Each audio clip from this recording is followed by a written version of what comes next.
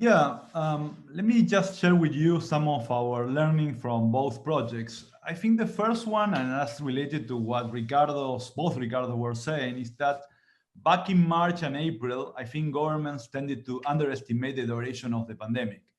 And this optimistic outlook was reflected in turn in non-realistic growth and fiscal projections for this year, but also for next year. At that time, the buzzword that we got from government was that this was a couple of months affairs at worst. So based on our research and our conversation with epidemiologists, we advised the governments that were working at that time with both Honduras and El Salvador that there would be no return to normal until a vaccine became available. We saw, and Ricardo was describing that at the beginning, that we are basically in the midst of an intermittent economy where we're going to have returns to lockdown basically as a response to contagion outburst. And this is going to create supply shocks, and it's going to create as well uncertainty to both consumers and investors. And this is going to be reflected at time also in unstable sub-trend growth rates. And the most important issue, I mean, from the policy perspective, particularly for fiscal projection, is that we envisage at that time, and that was our base of our conversation with governments, is that it's going to be a permanent loss in GDP, and particularly in the next 4 years.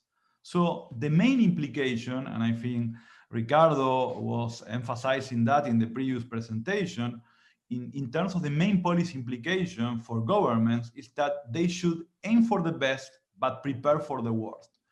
And that basically entails for countries like Honduras that had very good standing in international capital markets to try to get as much capital as possible at that time in order to respond to the pandemic, and also to negotiate with international financial organizations, if possible, additional resources. The second implication is to try to plan for the possibility of the need for more expenditure in terms of providing income support to both firms and households, and also that's something that many governments were not planning at that time for the vaccination programs when the vaccine became available.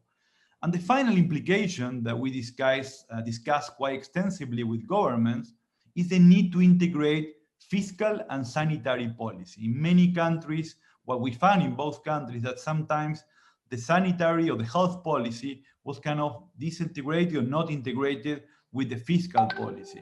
And therefore, they need to be integrated because otherwise fiscal policy and macroeconomic policy in general would not become as effective as it needed in the middle of a crisis like this one. And more importantly, there is a need, and Ricardo emphasized that, Ricardo Hausmann, the need of a data-driven approach to both economic policy, but particularly for the policy intended to contain the pandemic.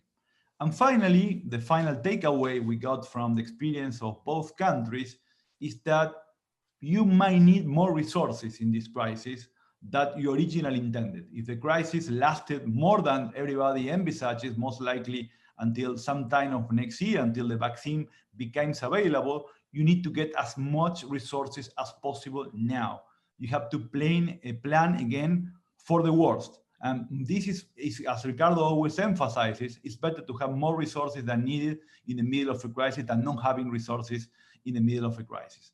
And the final takeaway that we got, and maybe that's particular for the case of South Africa, is that, quoting a famous American politician, you never should let a good crisis go to waste. I mean, this is a terrible crisis with massive impacts, particularly on the poorest household, but also it's an opportunity to pass long-needed, long-lasting reforms that can ignite or restart growth in countries that have been stagnant for a long time. But that requires some sort of political consensus, and that requires also political leadership in terms of carry out these long-needed reforms. So I would just summarize that, Ricardo, in terms of the learnings or the main takeaways from our experience, both in South Africa and Honduras.